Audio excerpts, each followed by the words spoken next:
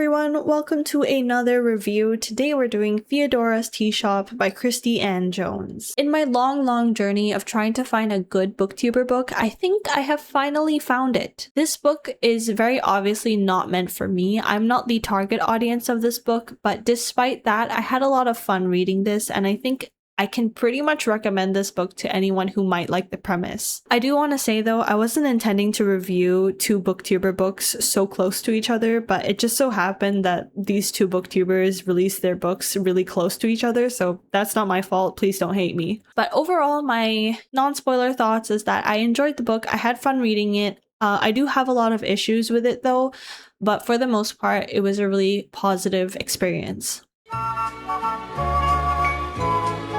So before we get into the plot summary, I do want to warn you guys, this is going to be a long summary. I tried my best to keep it really concise and leave out all the nitty-gritty details, but despite that, this is still a really long summary, so please get comfortable, kick back and relax, get a snack or something, because it's long, sorry. So we start the book with a little girl performing a ritual to escape her home. We find out later who this girl is, but for now we have no idea. We then move on to a character named Dorothy, and she's terminally ill with an illness no doctor can diagnose, and she lives with her family who's emotionally abusive. Dorothy knows that she has some sort of talent with magic because something bad happened to her in her childhood with her friend Emily, and that experience revealed these powers to her, and she decides to run away from home to find a famous witch, Theodora, and hopefully become her apprentice. We then meet a character named Leo who's being hunted by a coven of witches, but then we're immediately back to Dorothy as she reaches the city Aliaster.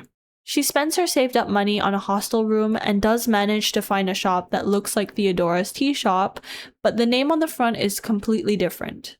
Leo is now also in the city and he tries to contact Theodora, whom, he's known since a kid apparently, but she keeps teleporting away from him and avoiding him. Dorothy spends the last of her money to see one of the cathedrals in the city, and she doesn't want to go home, so she hides to avoid the tour guide. But it turns out that she bought the last ticket for the day, so the cathedral was closing and she's now locked inside. A moment later, she sees Leo and he's drawing this magic circle on the floor, and recognizing that he's doing magic, she figures that he might know where Theodora's tea shop is. She asks him, and he decides he will teleport her there only if she agrees to give Theodora a letter on his behalf.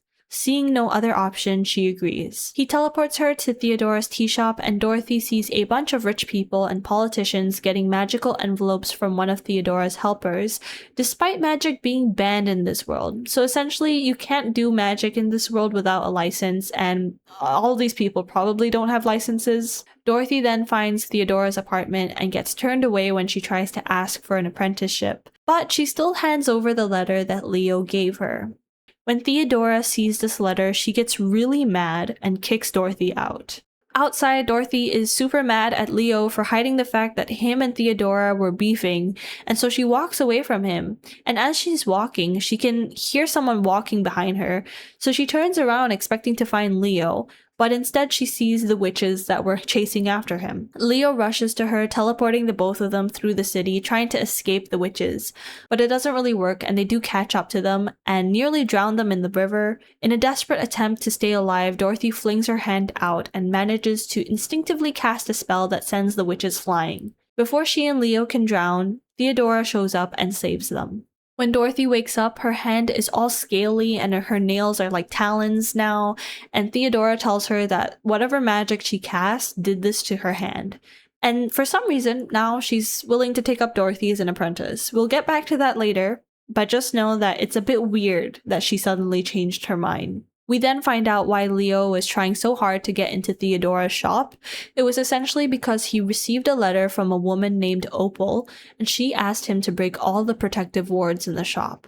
Dorothy, now an apprentice, struggles to pick up magic despite being able to memorize all the spells really well, and she's really sad about that. And in the middle of the night when she wakes up, she heads downstairs and finds Leo secretly reading through Theodora's letters. She immediately goes to snitch, and Theodora confronts Leo, and turns out he did mess with her wards. This is when Rupert, who was the helper who was giving out those magical envelopes earlier, almost gets possessed by the witches because of the fact that Leo was messing with the wards, and Theodora decides that she's gonna use Leo as bait instead of just kicking him out. This bait plan almost works. Theodora manages to ward off one of the witches called Agatha, but the other two, Kate and Moira, manage to escape. We later find out that Agatha hit her head during the battle and she dies because of her injuries, and this causes Kate and Moira to mess with Theodora's wards all around the city.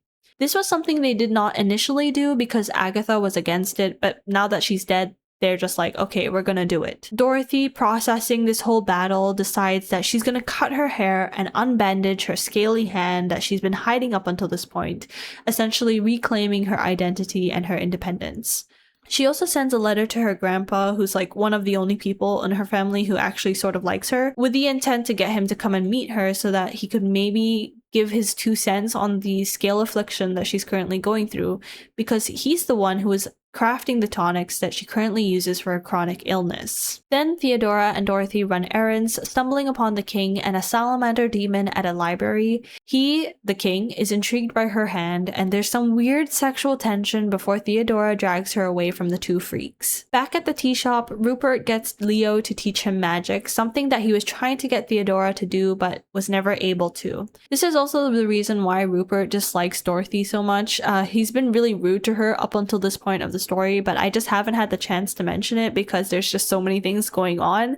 But it's important that you know that he didn't like Dorothy up until this point. The witches then begin messing with Theodora's wards, like I mentioned, by targeting her customers and killing them, and using blood magic to mess with the wards. Theodora, Dorothy, and Rupert head out for errands, and Dorothy and Rupert end up in the fish market to get some ingredients. Rupert sees something that makes him want to immediately leave, but Dorothy insists that they stay. It turns out that the person he saw was his mom, and she's kind of abusive. She starts shouting and hitting him, and in this moment, Dorothy gets between the 2 of them and casts another instinctive blast of magic before Theodora returns to bring the 2 of them away. After this moment, Dorothy and Rupert sort of make up and are a lot friendlier to each other. So at the tea shop, Theodora does some tests on Dorothy as the scales begin spreading up her elbow. Turns out there are 2 different streams of magic inside Dorothy, and this is the cause of her affliction, and also the cause of why she's going to die before her next birthday. Theodora tries to find a cure and speaks to a mysterious voice in her office. Please put a pin on that. We will get back to that. I promise you we will talk about who this mysterious voice is, but for now we don't know. And essentially, Theodora doesn't really figure out anything. Leo is all depressed because he's being cooped up in Theodora's shop because it's realistically the only place he's safe from the witches, and begins thinking of Opal, the person who wrote the letter, and how depressed he is that he lost the love of his life. So here we figure out that the 2 of them were intimate in the past. Theodora brings Dorothy to the salamander demon that we saw earlier in the library in her attempt to try and cure Dorothy. And for some reason, when she brings him to this demon, the salamander immediately pounces on Dorothy, alluding to some debts that Theodora has to pay. The salamander casts some sort of magic on Dorothy that causes her to recall her childhood memories with Emily. Turns out Emily was Dorothy's friend who was beginning to fall in love with her abusive brother. Emily proves her love to her brother by yelling at the top of the railings, but then accidentally falls into the ocean, and Dorothy dives in after her to try and save her. But, unfortunately she drowns. And when Dorothy thinks that she's going to drown too, she hears a voice in the ocean. When Dorothy wakes up, she's washed up at the beach and manages to crawl home, only for her brother to beat her up after he finds out that Emily is dead. Theodora stops the salamander from messing with Dorothy's memories, but he says to Dorothy that Theodora was planning to sell her to him, which is very weird. Back at the tea shop, one of the house spirits, Bellchamber, who was also in this book up until this point, I just once again didn't really have the chance to mention him.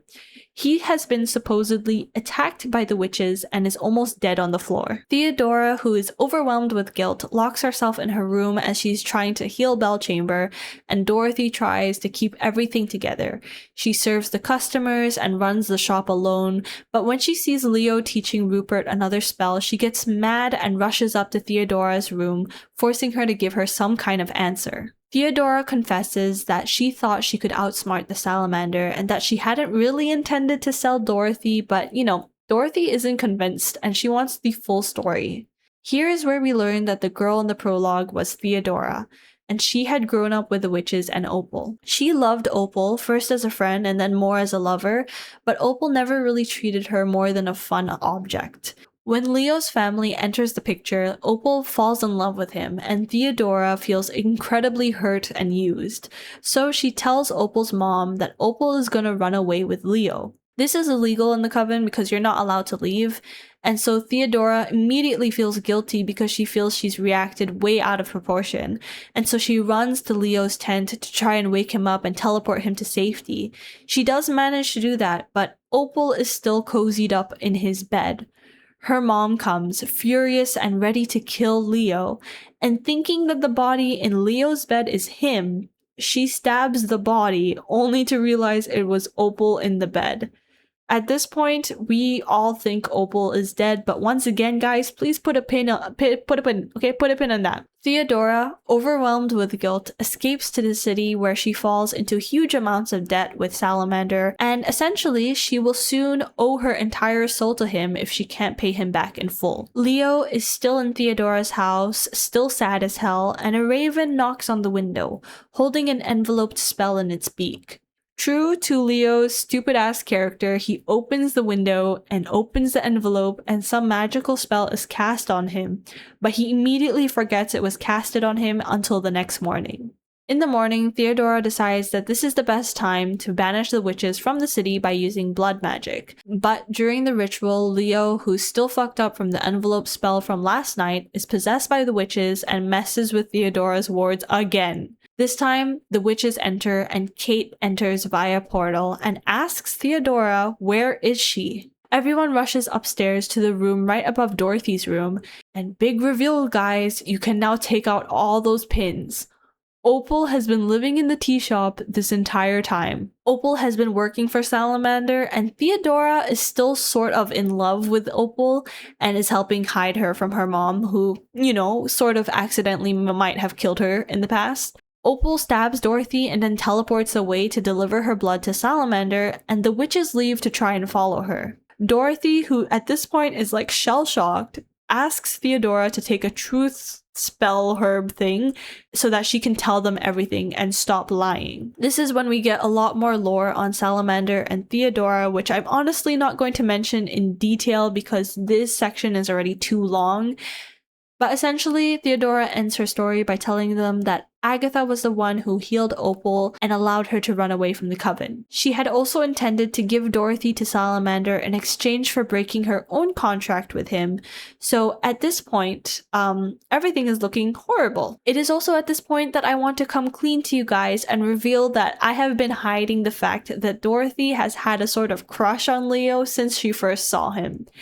I did not mean to hide this from you guys. I genuinely just struggle writing these summaries, and I only mention things if I feel like they're necessary. So with this in mind, the fact that, Dorothy has like some kind of crush on Leo, Dorothy goes down to comfort Leo because at this point he is like shell-shocked that Opal was still alive this entire time when he thought she was dead. Leo then starts berating her and being really mean to Dorothy. And he just humiliates her and is such a dickhead. And I will admit, I was starting to feel really bad for her because throughout the story, she struggles with being a really bad, people pleaser. And in this scene, he just says so many horrible things, like she's only kind to others because no one really likes her. And it was just really bad, okay? Dorothy, though, thank God, she has had enough and blasts Leo with magic and just packs her things up and leaves. All the characters have a bit of a dramatic moment where they're all in separate parts of the city, just kind of thinking about everything that's happened and dealing with their own emotions. But then Dorothy decides that it's actually not a flaw that she wishes to be kind and forgive others when others typically wouldn't. And so she returns to the shop to forgive Theodora and help her against Salamander. Dorothy proposes that maybe she could sell the spell packets and, gift the profit to Theodora in an attempt to, scheme the terms of the contract, but it doesn't really work, and before they can really come to any real conclusion, there's a knock on the door, and Dorothy's grandpa and Leo are standing outside. So Leo had teleported Dorothy's grandpa because he felt really bad about the way he talked to her. And we find out that Dorothy's magic was mixed with an ancient spirit from the time she almost drowned, and that when she blasted Leo away earlier, she had used her own magic and not the spirit's.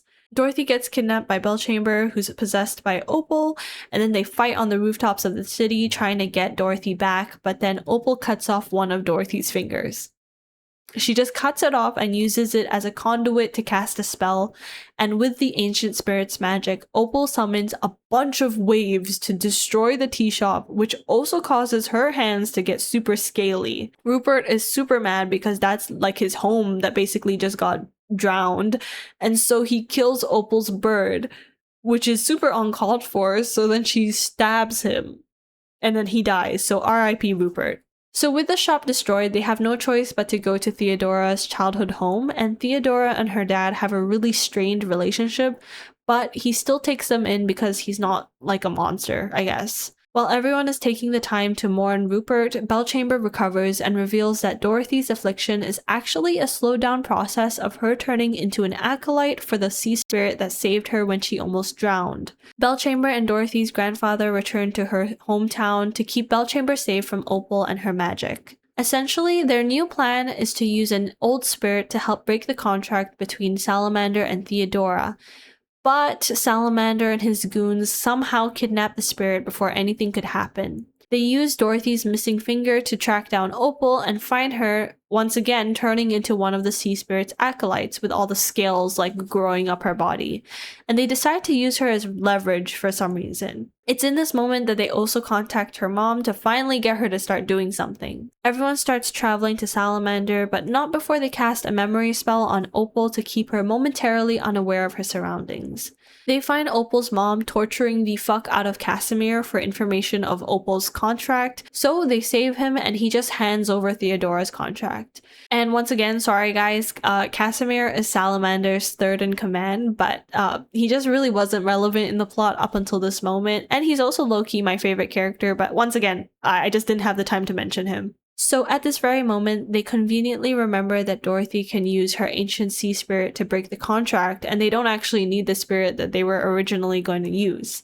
At this moment, Opal regains her memories, and Leo sends Theodora and Dorothy out after Salamander while he fights Opal, which, like, low-key, why did they even bring her? But whatever. Opal almost kills Leo, but then her mom stops her. She refuses to let her daughter become a monster, but then Leo just kills Opal anyway, so that's funny. Back to Dorothy and Theodora, though. They find Salamander, who makes it his life mission to gaslight Dorothy into believing everyone hates her so that she might join his side. Dorothy, though, she manages to enter some sort of truce with the sea spirit inside her, so she manages to burn Theodora's contract. Now free from the contract, Theodora releases all of the spirits in the room that Salamander was keeping hostage, and they rip Salamander to shreds. After this, Theodora and Leo decide to rebuild the tea shop, and Dorothy goes back to her home only to realize her family low-key didn't give a fuck that she went missing. So she goes back to the tea shop because that's where she feels her true home is. There's also an epilogue where they open up a school for magic, but honestly the summary is already way too long, so let's just wrap it up. So before we start, I want to make it abundantly clear. I enjoyed this book. I had fun reading this book. Overall, when I stopped reading this book, when I closed it and I put it on my shelf, I was like, you know what? I had fun. It was fun. I liked the book. With that said, I am going to be talking mostly about the things I did not like in this book because I think that there's a lot that I didn't like. But, like I said, overall, positive experience. So, kind of overarching things first before we get into the details. I think the biggest issue people will have with this book is that it's marketed in a really wrong way. This book was marketed as a cozy fantasy, and I don't know what cozy fantasy is. I don't know specifically what it is. I know that it's a subgenre, but I don't know what pertains to cozy fantasy.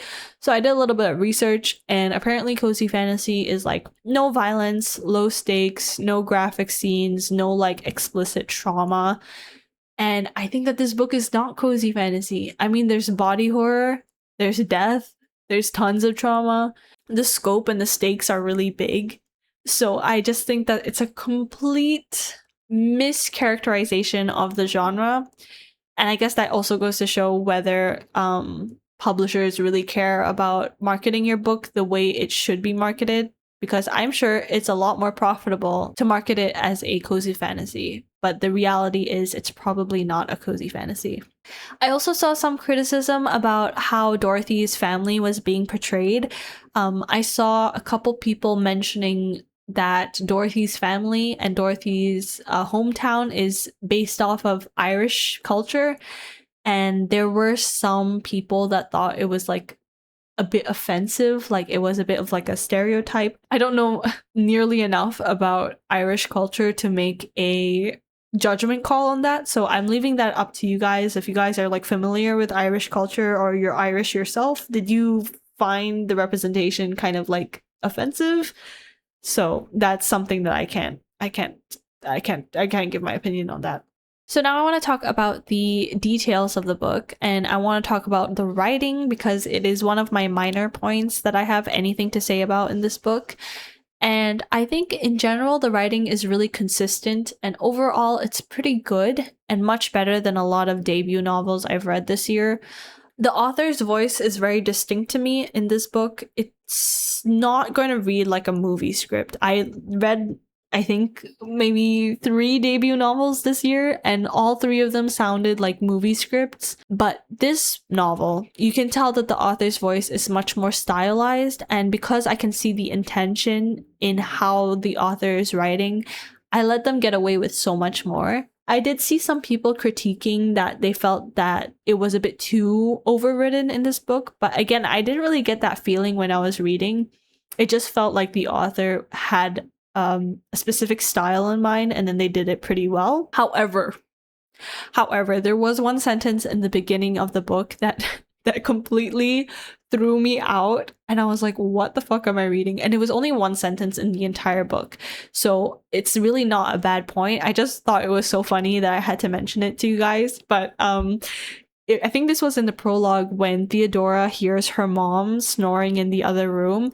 Instead of the author writing snoring, she wrote the oral cues of sleep committed by her mother, which I thought was pretty funny because I have never ever even thought of describing snoring in this way.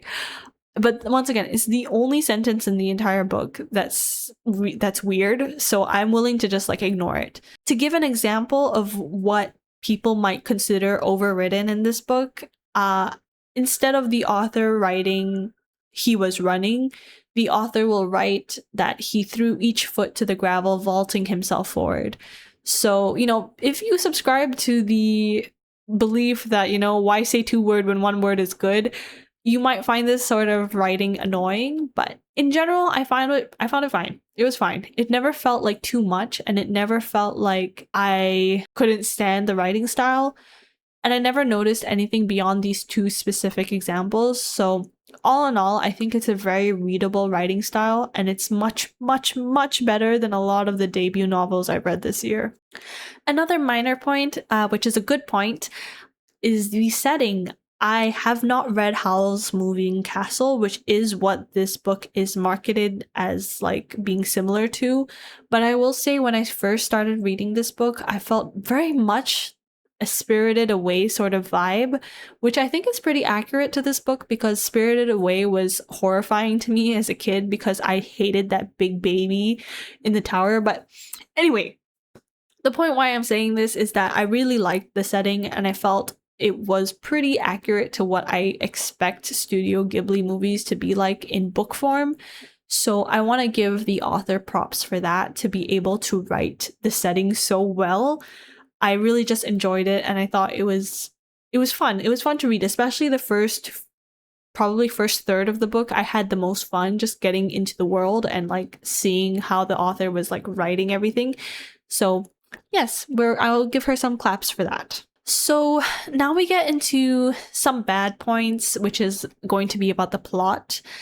And once again, I want you guys to know I like this book, okay? But that does not mean the book was perfect. So the main issues that I have are all going to be about the plot.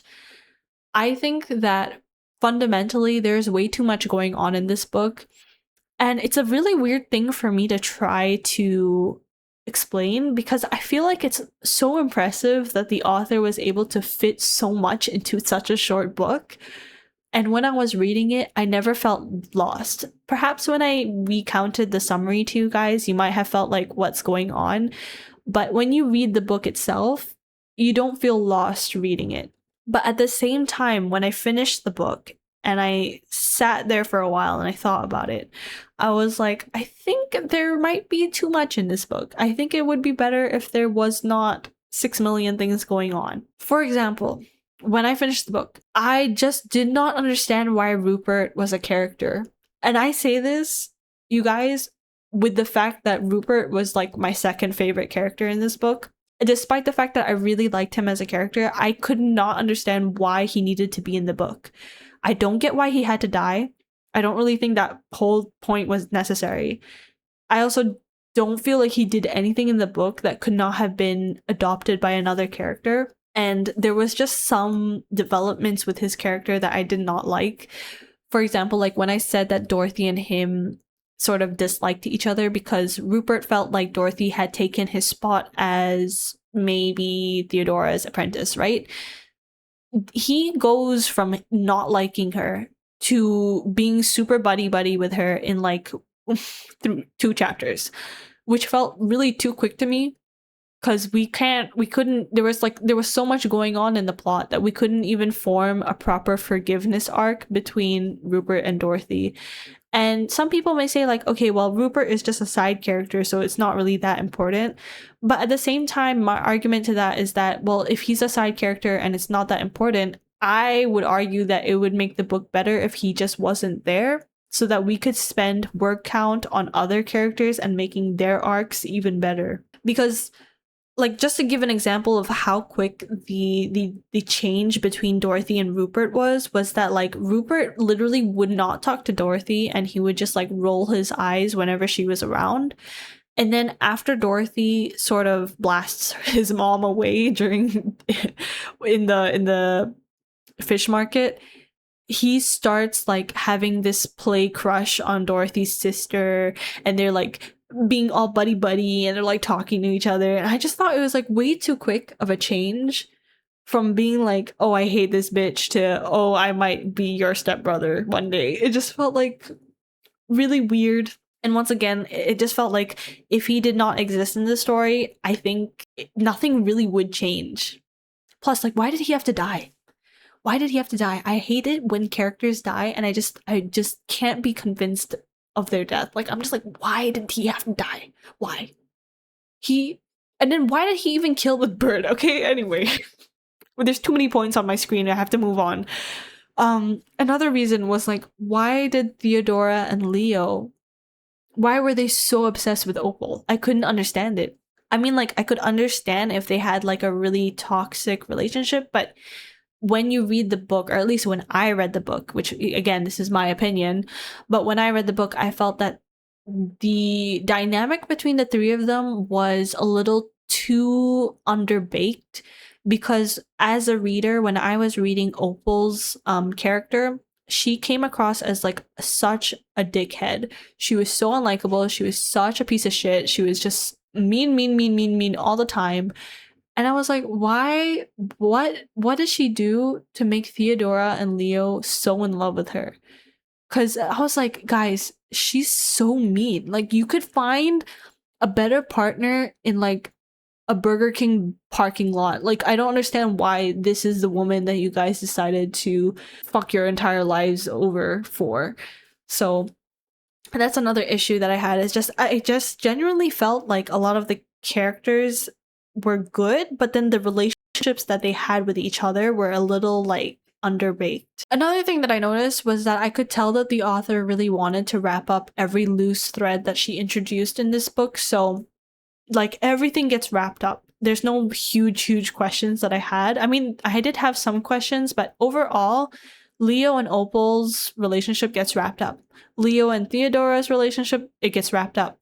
Opal and her mom, it gets wrapped up. Dorothy and Leo wrapped up Dorothy and Theodora, Rupert and Dorothy, the salamander, the sea spirit affliction, magic banning plot, Theodora and her dad, Dorothy and her family. These are all very valid plot lines that get wrapped up, like, you know, they have an ending.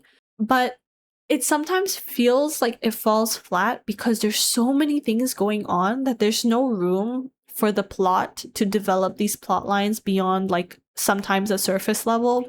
And it just felt like, you know, if you had removed maybe 1/3 of the things going on in this book, it would be better because you would have more word count to dedicate to expanding these relationships between the characters. And like I mentioned just now, I did have some questions at the end of this book, and I wouldn't say that they're huge questions because once again, most of the plot threads were wrapped up really well in this book, but I did have some questions. For example, why did Kate and Moira not really care about Theodora killing Agatha? I know Theodora accidentally killed Agatha, but I'm like, that's still your homegirl that just died. Why are you guys so chill about that? Another thing was, why didn't they just leave Opal behind? Or why didn't they kill her? Because when I was reading, it felt very much like the author really needed Opal to be transported to Salamander's place so that her and her mom could wrap up their plot line together. But as if I'm reading this as a reader with no understanding of this plot line, I felt like, why the fuck are they bringing this girl who's just been no good this entire time and has low-key been trying to kill everyone? Why are they bringing her along? It did not make sense, and you could argue that, like, okay, well, they're trying to use her as leverage to maybe see if, like, Salamander will want to rescue her or save her. But I thought it was pretty much established that Opal doesn't really have much talent in terms of magic, and so it doesn't make sense why Salamander would sacrifice anything for her. She's not even like his third in command, so what the fuck? And this thing was so funny, guys. Casimir. I think Casimir finding a loophole in the contracts and just pulling out Theodora's contract and giving it to her and being like, here, I brought it with me. This whole scene made me squint because I was like, I can kind of see that the author really needed something to happen in this scene so that Theodora could just get her contract really quick. And it felt rushed. And I felt like it works. It's fine. I'm not like, I don't hate it. But at the same time, I'm like, it does feel a little rushed. And I feel like it wouldn't be as rushed if there was just less things going on in the book. So overall, what do I think? It's just really good characters, but like not enough narrative weight to justify some of them being in the book. Now, another issue I had was this book is marketed as a found family book, and I want to say this is a personal thing of mine. I don't feel like this is found family. I am really specific and picky when it comes to found family, and this is completely my opinion. Like, you could read this and think these people are family, but for me, they just kind of read like friends, like they're just a bunch of friends. Because Leo says so many horrible things to Dorothy, and then their reconciliation doesn't really feel earned. So, like, Rupert and Dorothy have like a surface level relationship, and I'm willing to like close my eyes on that relationship. But Leo and Dorothy, I mean, Leo literally says like, you're so annoying and you're pathetic, and why are you nice to people? Is it because no one likes you? And I was like, why the fuck are you saying this about my homegirl? Like, why are you doing this to her? And he like tries to apologize, but it's not really like sincere or anything.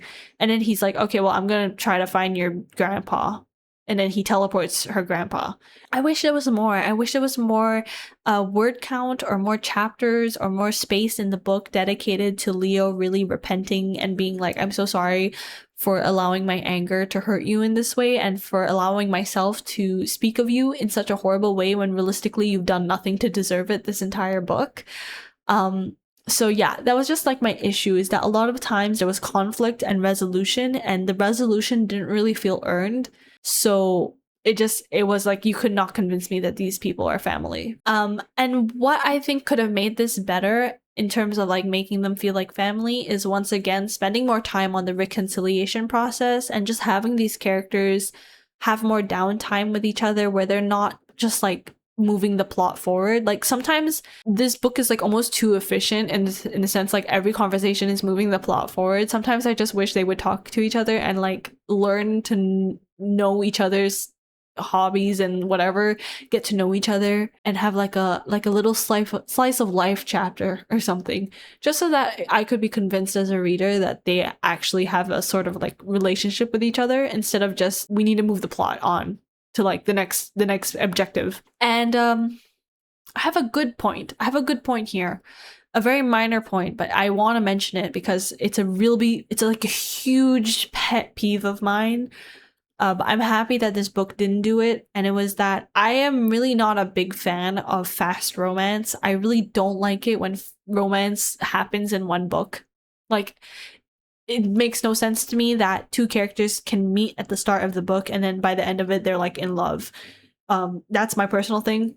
And I was not a fan of Dorothy liking Leo initially. And I told myself, if Dorothy ends up liking Leo and they end up together, I'm gonna be really fucking mad. But I am happy to report I changed my mind, because they never ended up together. And it was more of like a passing crush rather than any true love. And I like that a lot. And it feels like a much better way to handle this like relationship where, you know, it's like Dorothy just has this crush on Leo, and this entire relationship is more of a step in Dorothy's journey to learning to stand up and value herself, as opposed to like, ooh, insta love, you know, these two characters see each other and then immediately fall in love. So I really like that and I really appreciate it. And I think that is probably something that really made me have a lot more positive feelings about the relationships in this book in general. And this is also the end of my like plot points, I guess. The last thing that I want to mention was the characters. I think that it's actually pretty impressive that the characters are probably one of my favorite points of this book. Especially for a debut novel, to have characters this solid. I'm pretty impressed, I must say. I saw some people saying that they don't like Dorothy because she's like a really passive character, almost like a pushover. But I did not feel that way about her at all. I think that the author makes her really sympathetic to us as the reader, which I really appreciate, because it's really easy to write a doormat character who like no one can empathize with, and so everyone just hates her as well.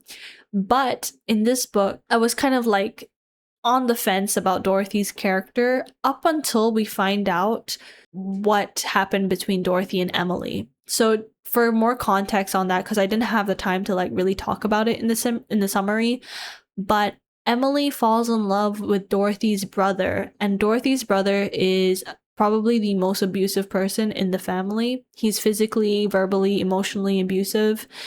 And Dorothy, when she finds out that Emily is dating her brother, she's like strangely betrayed. She's like, I thought you loved me as your friend. How can you love someone who hurts me? Right? Like, why don't you love me the way that I love you? Because I would have never loved someone that hurt you.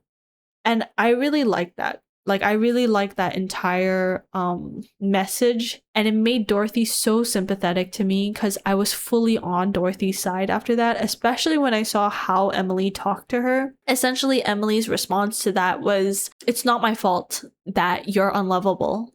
And just because no one loves you doesn't mean that I have to stop myself from loving people. And it was such a horrible, horrible experience reading it because I felt so bad for Dorothy. I just wanted my girl to be happy once. That scene, plus like a lot of the previous scenes with Dorothy, really built so much goodwill with me as a reader that in later scenes where typically I might find these scenes a little cringy. So for example, like when her grandpa first comes back to meet her, he kisses her hands and says that she's still beautiful despite all the scales. Typically, I find these scenes really cringy. I really hate these scenes, but because so much goodwill was built with Dorothy's character early on in the book, I was totally happy. I was like, aw, when that scene happened, I was so happy. I was like, finally, someone's seeing Dorothy for the amazing girl she is and not the stupid Leo. So yeah, I really think that Dorothy is a very solid main character. And yeah, I think the author did an amazing job with Dorothy as a character. I really liked her. But Is she my favorite character? No, because who's my favorite character? Casimir. I mentioned him like 2 times in the summary because honestly, he shows up maybe 3 or 4 times in the book. And I love him so much because he's a sleazy man whore who's just constantly flirting with everyone. And I thought that was so funny. And I liked him so much. And I wished he was like a bigger character in the book, but like I said, despite the fact that Casimir and Rupert are like some of my favorite characters, I don't think they really contribute much to the book and they could be removed entirely, or they could just be like offhandedly mentioned. But even despite that, like I really liked Casimir and I liked Rupert and Belchamber, of course. I think a lot of people like Belchamber because he's like such a nice little house spirit. In my head, I kind of imagined him as like a teapot. I don't know why. I don't think he is a teapot, but in my head I kept thinking of him as a teapot with a mustache. So yeah, Belchamber, Rupert, and Casimir were easily my top tier characters in this book, but still Dorothy was very, very likable. In terms of like Theodora and Leo, I think they're fine. I did not find them like as intriguing as the other characters that I mentioned, but they weren't annoying. I think the only character that I sort of wasn't sure why or what was the intention of having a character like this was Opal. I felt like a lot more development was needed for her because, once again, I couldn't mention this in the summary, but the reason why she's so vengeful is because she is incredibly jealous of the fact that her mom was paying attention to Theodora growing up instead of her. And I felt like that wasn't enough of a reason to justify trying to kill everyone and trying to like drown the entire city and killing a little boy that you barely know. Like it just felt like too little of a reason for such a big reaction from Opal. But once again, did not detract from my enjoyment of reading the book. Overall, I had fun reading the book. So this is like kind of it, I think. In conclusion, I want to say I'm really excited to see the future books from this author. I think she genuinely has so much talent. Like I mentioned, I don't like cozy fantasy. I don't like these sort of fantasy books. I'm much more of like a low fantasy / medieval fantasy kind of girl. And to be able to make me to finish this book and actually enjoy it is such a big feat that like even seasoned authors sometimes can't even make me enjoy a genre that I don't like. So I think if you enjoy 1920s, almost like kind of steampunk sort of, it's not really steampunk, maybe like a steampunk aesthetic fantasy that is more focused on like character arcs, you will really like this book. You will really, really like this book. But even if you don't enjoy this genre and you're just looking to read something that is outside of your comfort zone, I would dare say give this a try because you might enjoy it like I did. And I think Christy showed that she can really write a good book. Like she cares about the characters, about the world, about the relationships she's building. She cares about the story. But this is the end of the video. So if you just came for my thoughts, that's it. Thank you for watching, and I hope to see you guys another time. And please subscribe and comment and like and send this video to everyone you know. But if you're here still, some admin stuff. I have been thinking about maybe doing the reviews in a different way. I was thinking of maybe combining the summary and the non-spoiler section so that we could do, or I was thinking of combining the summary and the spoiler section together so that maybe I could give you guys my thoughts while I'm recounting the story. I don't know if that would be more efficient. Maybe I might do that for the next review and see how you guys like that. I also don't think I can read another book before next week, so either there will be no video next week or I will have a different video where I talk about a book I've already read. So yeah, if you sat through this little admin portion, thank you so much. I appreciate you, and I will see you guys in the next one. Okay, goodbye.